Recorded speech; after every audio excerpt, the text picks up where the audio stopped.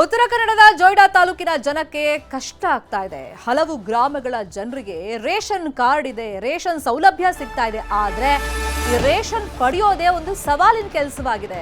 ಅದಕ್ಕೆ 500 ರೂಪಾಯಿ ಖರ್ಚು ಬೇರೆ ಎಕ್ಸ್ಟ್ರಾ ಮಾಡ್ಬೇಕು. ಅವರು ಪಡಿಬೇಕು ಅಂತಂದ್ರೆ 25 ಕಿಲೋಮೀಟರ್ ಓಡಾಡಬೇಕು ಅವರು. ಇದೇ ಸವಾಲಿರೋದು. ಮೊದಲು 7-8 ಕಿಲೋಮೀಟರ್ ದೂರ ನಡ್ಕೊಂಡು ಹೋಗಬೇಕಾಗಿತ್ತು. ಆಮೇಲೆ ವಾಹನದಲ್ಲಿ ನ್ಯಾಯಬೆಲೆ ಅಂಗಡಿಗೆ ಹೋಗಬೇಕು. 9 ಹಳ್ಳಿಗಳ ಜನರು ಪೆರಾಳಿ ಗ್ರಾಮಕ್ಕೆ ಹೋಗಬೇಕು. ಸ್ವಲ್ಪ ದೂರ ನಡ್ಕೊಂಡು ಹೋಗಬೇಕು, ಆಮೇಲೆ ವಾಹನದಲ್ಲಿ ಹೋಗಬೇಕು. ದೂದಬಾಳ ಗ್ರಾಮದಲ್ಲಿ ರೇಷನ್ ಅಂಗಡಿ ತೆರೆಯೋದಕ್ಕೆ ಒತ್ತಾಯವನ್ನ ಮಾಡ್ತಾ ಇದ್ದಾರೆ. 20 ಕಿಲೋಮೀಟರ್ ದೂರ ಇದ್ರೂ ಕೂಡ ಪರವಾಗಿಲ್ಲ ಅಂತಿದ್ದಾರೆ ಜನ. ವಾಹನದಲ್ಲಿ ಹೋಗೋಣ ಅಂದ್ರೂ ರೋಡ್ ಬೇರೆ ಸರಿ ಇಲ್ಲ, ಇದು ಬೇರೆ ಸಮಸ್ಯೆ. ರೇಷನ್ ಕಾರ್ಡ್ ಇದೆ, ಸೌಲಭ್ಯ ಸಿಗುತ್ತೆ, ಆದ್ರೆ ಅದನ್ನ ಪಡಿಬೇಕು ಅಂತಂದ್ರೆ ಮತ್ತೆ 500 ರೂಪಾಯಿ ಎಕ್ಸ್ಟ್ರಾ ಖರ್ಚು ಮಾಡಬೇಕು. ನಡ್ಕೊಂಡು ಹೋಗೋದಷ್ಟೇ ಅಲ್ಲ, ಮತ್ತು ವಾಹನದಲ್ಲಿ ಹೋಗಬೇಕು. ವಾಹನದಲ್ಲಿ ಹೋಗೋ ಸಮಸ್ಯೆ ಅಂದ್ರೆ ಹದಗೆಟ್ಟಿದೆ ರಸ್ತೆ. 25 ಕಿಲೋಮೀಟರ್ ಓಡಾಡಬೇಕು. ನೋಡಿ, ತಲೆ ಮೇಲೆ ಭುಜದ ಮೇಲೆಲ್ಲ ಹೊತ್ಕೊಂಡು ಬರಬೇಕು ಅಂತ ಪರಿಸ್ಥಿತಿಲಿ ಜನ ಇದ್ದಾರೆ. ದೂದಮಾಳದಲ್ಲಿ ರೇಷನ್ ನೀಡಿ ಅಂತ ಹೇಳಿ ಒತ್ತಾಯವನ್ನ ಮಾಡ್ತಾ ಇದ್ದಾರೆ. 25 ಕಿಲೋಮೀಟರ್ ನಡೆಯಕ್ಕೆ ನಮ್ಗೆ ಕಷ್ಟ ಆಗುತ್ತೆ. ಮಕ್ಕಳು ಮರಿನೆಲ್ಲ ಕಟ್ಕೊಂಡು ವಯಸ್ಸಾದವರು ಇದ್ದಾರೆ. ಅದರಲ್ಲಿ ಪಡಿತರ ಸೌಲಭ್ಯ ಸಿಗ್ತಾ ಇದೆ, ಇದರಿಂದ ಖುಷಿನೇ. ಆದ್ರೆ ಅದನ್ನು ಪಡಿಬೇಕು ಅಂತಂದ್ರೆ ಮತ್ತೆ 500 ರೂಪಾಯಿ ಎಕ್ಸ್ಟ್ರಾ ಖರ್ಚು ಮಾಡಬೇಕು. ಜೊತೆಗೆ ನಡ್ಕೊಂಡು ಹೋಗಬೇಕು, 25 ಕಿಲೋಮೀಟರ್ ಓಡಾಡಬೇಕು. ಇದರಿಂದಾಗಿ ನಮಗೆ ಸಮಸ್ಯೆ ಆಗುತ್ತೆ. ಮತ್ತೆ ವಾಹನದ ಫೆಸಿಲಿಟಿ ಅಲ್ಲಿದ್ರೂ ಕೂಡ ಅಲ್ಲಿ ರೋಡಿನ ವ್ಯವಸ್ಥೆನೇ ಸರಿಯಾಗಿಲ್ಲ. ದೃಶ್ಯದಲ್ಲಿ ಗಮನಿಸ್ತಾ ಇದ್ದೀವಿ. ಹದಗೆಟ್ಟ ರಸ್ತೆಯಲ್ಲೇ ಜನ ನಿತ್ಯ ಸಂಚಾರವನ್ನ ಮಾಡಬೇಕಾಗುತ್ತೆ. ಹಾಗಾಗಿ ದೂದಮಾಳದಲ್ಲೇ ನಮಗೆ ರೇಷನ್ ಕೇಂದ್ರ ಓಪನ್ ಮಾಡಿ ಅಂತ ಕೇಳ್ತಾ ಇದ್ದಾರೆ. ಈ ಬಗ್ಗೆ ಜನ ಏನ್ ಹೇಳ್ತಿದ್ದಾರೆ, ಗ್ರಾಮಸ್ಥರು ಏನ್ ಹೇಳ್ತಾ ಇದ್ದಾರೆ ಕೇಳೋಣ. ಬೋಂಡಿಲಿಂದ ಬರ್ತೀವಿ. 20 ಕಿಲೋಮೀಟರ್ ಇದೆ. ರೋಡ್ ಸರಿ ಇಲ್ಲ. ಇಲ್ಲಿ ಮಳೆಗಾಲದಲ್ಲಿ ನದಿಗಿದೆ ಇದೆ. ನಡ್ಕೊಂಡು ಬರ್ಬೇಕಾಗಿದೆ. ಬ್ರಿಡ್ಜ್ ಇಲ್ಲ ಸರಿ.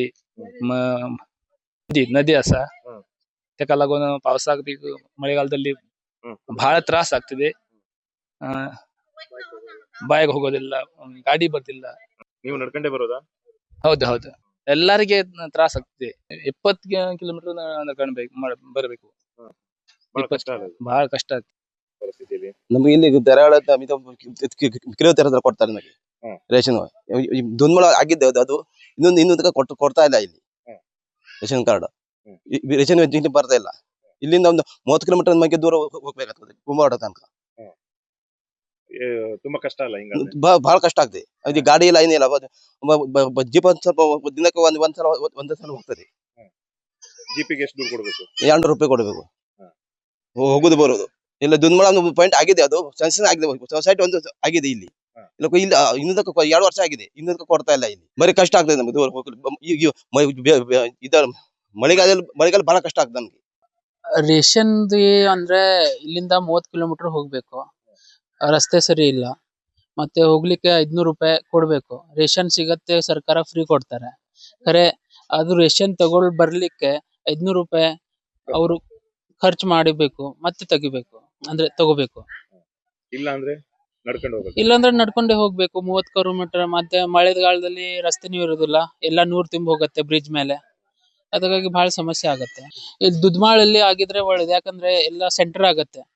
ಎಲ್ಲಾ ಕಡೆ ಜನ ಸೆಂಟರ್ ಆಗಿ ತಗೊಂಡ್ ಹೋಗ್ಬಹುದು. ಟ್ಯಾಕ್ಸಿ ಸರ್ವಿಸ್ ಇದೆ, ಖರೆ ಅದು 500 ರೂಪೀಸ್, 500 ರೂಪಾಯಿ. ಇಲ್ಲಿ ಸರ್ ರೇಷನ್ ಹೇಳೋದಾದ್ರೆ ಸುಮಾರು 30-40 ಕಿಲೋಮೀಟರ್ ಜನ ನಡ್ಕೊಂಡು ಬರ್ಬೇಕು. ಇಲ್ಲ ವಾಹನ ವ್ಯವಸ್ಥೆನೂ ಸರಿಯಾಗಿಲ್ಲ. ವಾಹನ ಬರ್ಬೇಕಂತ ಹೇಳಿದ್ರೆ ಮೊದಲನೇದಾಗಿ ರಸ್ತೆ ಸರಿ ಇಲ್ಲ. ರಸ್ತೆ ಸಮಸ್ಯೆಯಿಂದಾಗಿ ವಾಹನಗಳು ಓಡಾಡೋದು ತುಂಬಾ ತೊಂದರೆ ಆಗ್ತಾ ಇದೆ.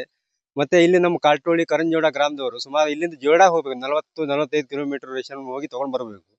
ಈ ಪರಿಸ್ಥಿತಿ ಇದೆ ನಮ್ಮ ಭಾಗದಲ್ಲಿ. ನಾವು ಈಗ ಎಷ್ಟೋ ಸಲ ಸರ್ಕಾರಕ್ಕೆ ಮನವಿ ಮಾಡಿದ್ದೇವೆ, ನಮ್ಮ ಕಾಲ್ಟೋಳಿ ಒಂದು ರೇಷನ್ ಅಂಗಡಿ ತೆರೀರಿ, ನಮ್ಗೆ ಅಲ್ಲಿ ಹತ್ರ ಆಗತ್ತೆ ಅಂತ ಹೇಳಿದ್ರೆ, ಅದು ಎಷ್ಟೋ ಮೀಟಿಂಗ್ ಅಲ್ಲಿ ಹೇಳಿದ್ರೆ, ಎಷ್ಟು ಮನವಿ ಕೊಟ್ಟರೆ ಏನು ಪ್ರಯೋಜನ ಆಗಿಲ್ಲ. ಎಷ್ಟೋ ಸ್ಟ್ರೈಕ್ ಮಾಡಿದ್ದೇವೆ, ಇನ್ನೇನು ಮಾಡುದು ಎಲ್ಲ ನಾವು ಪ್ರಯತ್ನ ಮಾಡ್ತಾನೆ ಇದ್ದೇವೆ. ಶಾಸಕರ ಗಮನಕ್ಕೂ ಇದನ್ನ ವಿಷಯವನ್ನು ತಂದಿದ್ದೇವೆ ನಾವು.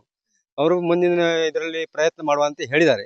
ಅಂದ್ರೆ ಸರ ನಮ್ಗೆ ಗಾಡಿ ಇಲ್ಲ, ಕಿರ್ವತಿ ಹೋಗ್ಬೇಕು, ಕುಂಬಾಡ ಹಾಕ್ಬೇಕು.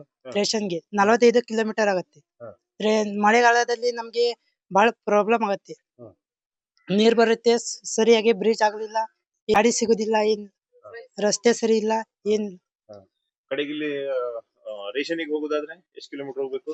45 ಕಿಲೋಮೀಟರ್, 45-35. ಬೈಕ್ ಮೇಲೆ ಇಲ್ಲ ಅಂದ್ರೆ? ಬೈಕ್ ಮೇಲೆ ಇಲ್ಲ, ಅದೇ ಜೀಪ್. ಇನ್ನಷ್ಟು ಡೀಟೇಲ್ ಆಗಿ ಇನ್ಫಾರ್ಮೇಶನ್ ಕೊಡ್ತಾ ಹೋಗೋದಕ್ಕೆ ನೇರ ಸಂಪರ್ಕದಲ್ಲಿ ಕನೆಕ್ಟ್ ಆಗಿದ್ದಾರೆ ನಮ್ಮ ರಿಪೋರ್ಟರ್ ದರ್ಶನ್ ನಾಯಕ್. ದರ್ಶನ್ ನಾಯಕ್, ಈಗ ದೂದ್ಮಾಳದಲ್ಲಿ ರೇಷನ್ ವಿತರಣೆ ಮಾಡೋದಕ್ಕೆ ಸಮಸ್ಯೆ ಏನಾಗುತ್ತೆ? ಸುಮಾರು ಎಷ್ಟು ಜನ ಈ ಥರ ಪಡಿಬೇಕು ಅಂತಂದ್ರೆ 25ರಿಂದ 30 ಕಿಲೋಮೀಟರ್ ನಡ್ಕೊಂಡು ಹೋಗ್ತಾ ಇದ್ದಾರೆ. ಮತ್ತೆ ಎಷ್ಟು ವರ್ಷದಿಂದ ಈ ಅಲ್ದಾಟ ಆಗ್ತಾ ಇದೆ? ಶರ್ಮಿತಾ, ಇವತ್ತು ಉತ್ತರ ಕನ್ನಡ ಜಿಲ್ಲೆಯ ಜೊಯ್ಡಾ ತಾಲೂಕು ಎಷ್ಟು ಹಿಂದುಳಿದಿದೆ ಎನ್ನುವುದಕ್ಕೆ ಈ ರೀತಿಯಾಗಿ ಗ್ರಾಮದ ಜನರು ಪಡಿತರವನ್ನ ಪಡೆಯಲು ಯಾವ ರೀತಿ ಹರಸಾಹಸ ಮಾಡ್ತಾ ಇದ್ದಾರೆ ಅನ್ನೋದಕ್ಕೆ ಇದೊಂದೇ ಸಾಕ್ಷಿ ಎನ್ನುವಂಥದ್ದು. ಯಾಕಪ್ಪ ಅಂದ್ರೆ ಇದು ಕಳೆದ 6 ವರ್ಷಗಳಿಂದಲೂ ಇದೇ ರೀತಿಯಾಗಿ ಇಲ್ಲಿನ ಜನರು ಪರದಾಟವನ್ನ ನಡೆಸ್ತಾ ಇರುವಂತದ್ದು. ಈ ಬಗ್ಗೆ ಸಾಕಷ್ಟು ಬಾರಿ ಉತ್ತರ ಕನ್ನಡ ಜಿಲ್ಲಾಡಳಿತಕ್ಕಾಗಿರ್ಬೋದು, ಅದೇ ರೀತಿ ಇಲ್ಲಿನ ಶಾಸಕ ಆರ್ ವಿ ದೇಶಪಾಂಡೆ ಅವರಿಗೂ ಗಮನಕ್ಕೂ ತಂದಿದ್ದಾರೆ. ಆದ್ರೆ ಯಾವುದೇ ರೀತಿ ಪ್ರಯೋಜನ ಆಗಿಲ್ಲ. ಕಳೆದ ವರ್ಷ ಜಿಲ್ಲಾಡಳಿತದಿಂದ ಒಂದು ಭರವಸೆಯನ್ನ ಕೊಟ್ಟಿದ್ರು, ಮಾಡ್ಕೊಡ್ತೀವಿ ಅನ್ನುವಂಥದ್ದು ಬಗ್ಗೆ. ಆದ್ರೆ ಆ ಭರವಸೆಯಾಗಿ ಉಳಿದಿರುವಂತದ್ದು. 10ಕ್ಕೂ ಹೆಚ್ಚು ಊರುಗಳು, ಡಿಗ್ಗಿ ಆಗಿರ್ಬೋದು, ಅದೇ ರೀತಿ ಬೋಂಡೋಲಿ ಆಗಿರ್ಬೋದು, ಬಾದರ್ಖುಣಂಗ್ ಆಗಿರ್ಬೋದು, ಹೀಗೆ ಜೊಯ್ಡಾ ಸುತ್ತಮುತ್ತಲಿನ, ಕುಂಬಾರವಾಡ ಸುತ್ತಮುತ್ತಲಿನ 10ಕ್ಕೂ ಹೆಚ್ಚು ಊರಿನವರು 30 ಕಿಲೋಮೀಟರ್ ದುರ್ಗಮವಾದಂತ ಒಂದು ರಸ್ತೆಯಲ್ಲಿ ಪಡಿತರವನ್ನ ಪಡೆಯಲು ಬರಬೇಕಾಗತ್ತೆ. ಪಡಿತರವನ್ನ ಸರ್ಕಾರ ಇವತ್ತು ಉಚಿತವಾಗಿ ಕೊಡುತ್ತೆ. ಆದ್ರೆ ಇವತ್ತು ಪಡೆಯಲು ಖಾಸಗಿ ವಾಹನದ ಮೂಲಕ ಬರಬೇಕು ಅಂದ್ರೆ ಅವರು 500 ರೂಪಾಯಿಗಳನ್ನ ಖರ್ಚು ಮಾಡಬೇಕು. ಇಲ್ಲಿ ಇರುವಂತವರು ಎಲ್ಲಾ ಬುಡಕಟ್ಟು ಜನಾಂಗದವರು, ಬಡ ಜನರಾಗಿರುವುದರಿಂದ ಅವರು ದಿನದ ಒಂದು ದುಡಿತವೇ 500 ರೂಪಾಯಿ ಆಗಿರುತ್ತೆ. ಆ ಹಿನ್ನೆಲೆಯಲ್ಲಿ ಒಂದು ಪಡಿತರವನ್ನ ಪಡೆಯಲು ಇವತ್ತು 500 ರೂಪಾಯಿಯನ್ನ ಖರ್ಚು ಮಾಡಬೇಕಾದಂತ ಒಂದು ಪರಿಸ್ಥಿತಿ ಇದೆ. ಅದರ ಜೊತೆಗೆ ದುರ್ಗಮವಾದಂತ ಒಂದು ರಸ್ತೆಯಲ್ಲಿ ನಡೆದುಕೊಂಡು ಬರುವಂತ ಒಂದು ಪರಿಸ್ಥಿತಿ ಇದೆ. ಇಲ್ಲಿ ಯಾವುದೇ ರೀತಿಯಾದಂತಹ ಸಾರಿಗೆ ವ್ಯವಸ್ಥೆ ಅಂತ ಏನು ಗ್ರಾಮ ಅವರೆಲ್ಲ ಮೆನ್ಷನ್ ಮಾಡ್ತಿದ್ದಾರೆ, ಅಲ್ಲಾದ್ರೂ ಅಟ್ಲೀಸ್ಟ್ ವಿತರಣೆ ಮಾಡಿ ಅಂತ ಹೇಳಿ, ಅಲ್ಲಿ ಕನ್ವೀಂಟ್ ಆಗುತ್ತಾ ಈ 11 ಗ್ರಾಮಗಳಿಗೂ? ಅದೇನು ಸೆಂಟ್ರಲ್ ಇದೆಯಾ ಹೆಂಗೆ? ಖಂಡಿತವಾಗ್ಲೂ ಶರ್ಮಿತಾ, ಈಗ ಕಳೆದ 6 ವರ್ಷಗಳಿಂದ ಇಲ್ಲಿನ ಊರಿನ ಜನರು ಆಗ್ರಹಿಸ್ತಾ ಇರುವುದೇನಪ್ಪಾ ಅಂದ್ರೆ, ದೂದ್ಮಾಳ ಎನ್ನುವಂತ ಒಂದು ಗ್ರಾಮದಲ್ಲಿ ಪಡಿತರ ಪಡೆಯಲು ನಮಗೆ ಸೊಸೈಟಿಯನ್ನ ಮಾಡಿಕೊಡಿ ಎನ್ನುವಂತ ಬಗ್ಗೆ ಹೇಳ್ತಿದ್ದಾರೆ. ಯಾಕಂದ್ರೆ ಆ ದೂದ್ಮಾಳ ಎನ್ನುವಂತ ಊರು 16 ಊರಿಗೆ ಒಂದು ಸೆಂಟರ್ ಪ್ಲೇಸ್ ಆಗಿರುವಂತ ಒಂದು ಹಿನ್ನೆಲೆಯಲ್ಲಿ ಹೋಗಿ ಬರುವಂತ ಒಂದು ಜನರಿಗೆ ತುಂಬಾ ಹತ್ತಿರವಾಗುತ್ತೆ. ಸೊ ಆ ಹಿನ್ನೆಲೆಯಲ್ಲಿ ದೂದ್ಮಾಳದಲ್ಲಿ ಪಡಿತರ ಅಂಗಡಿ ಅಂದ್ರೆ ನ್ಯಾಯಬೆಲೆ ಅಂಗಡಿ ಆದ್ರೆ ಎಲ್ರಿಗೂ ಸಹಕಾರ ಆಗಲಿದೆ ಎನ್ನುವಂಥದ್ದು ಗ್ರಾಮಸ್ಥರ ಒಂದು ಆಗ್ರಹ ಆಗಿರುವಂತದ್ದು. ಸೊ ಈ ಹಿನ್ನೆಲೆಯಲ್ಲಿ ಜಿಲ್ಲಾಡಳಿತ ಗಮನಕ್ಕೆ ತಂದಿದ್ದಾರೆ ಅವರು. ಜಿಲ್ಲಾಡಳಿತ ಕಳೆದ ವರ್ಷ ಏನಪ್ಪಾ ಹೇಳಿತ್ತು, ಈ ದೂದ್ಮಾಳದಲ್ಲೇ ನ್ಯಾಯಬೆಲೆ ಅಂಗಡಿಯನ್ನ ಸ್ಥಾಪಿಸಿಕೊಡ್ತೇವೆ, ಇದಕ್ಕೆ ನಿಮ್ಗೆ ಎಲ್ಲಾ ರೀತಿಯ ಸಹಕಾರವನ್ನ ಮಾಡ್ಕೊಡ್ತೇವೆ ಎನ್ನುವಂತ ಒಂದು ಭರವಸೆಯನ್ನ ಕೊಟ್ಟಿತ್ತು. ಆದ್ರೆ ಇದುವರೆಗೂ ಆ ಭರವಸೆ ತಂದಿದ್ರಂತಲ್ಲ, ಅವರಿಂದ ಏನ್ ರೆಸ್ಪಾನ್ಸ್ ಬಂದಿದೆ? ಆರ್ ವಿ ದೇಶಪಾಂಡೆ ಅವರ ಗಮನಕ್ಕೂ ತಂದಿದ್ರು. ಆರ್ ವಿ ದೇಶಪಾಂಡೆ ಅವರು ಕೂಡ ಜಿಲ್ಲಾಡಳಿತಕ್ಕೆ ಸೂಚನೆಯನ್ನ ಕೊಟ್ಟಿದ್ರು. ಈ ಊರಿನ ಜನರಿಗೆ ಸಹಕಾರವಾಗುವಂತಹ ಒಂದು ನಿಟ್ಟಿನಲ್ಲಿ ಇಲ್ಲಿ ದೂದ್ಮಾಳದಲ್ಲೇ ಇದು ನ್ಯಾಯಬೆಲೆ ಅಂಗಡಿಯನ್ನ ತೆರೀರಿ ಎನ್ನುವಂತ ಬಗ್ಗೆ ಹೇಳಿತ್ತು. ಆದ್ರೆ ಉತ್ತರ ಕನ್ನಡ ಜಿಲ್ಲಾಡಳಿತ ಮತ್ತು ಕಂದಾಯ ಇಲಾಖೆಯ ಒಂದು ದಿವ್ಯ ನಿರ್ಲಕ್ಷ್ಯದಿಂದ ಇವತ್ತು ದೂದ್ಮಾಳದಲ್ಲಿ ನ್ಯಾಯಬೆಲೆ ಅಂಗಡಿಯನ್ನ ತೆರೆಯಲು ತುಂಬಾ ವಿಫಲವಾಗಿರುವಂತದ್ದು.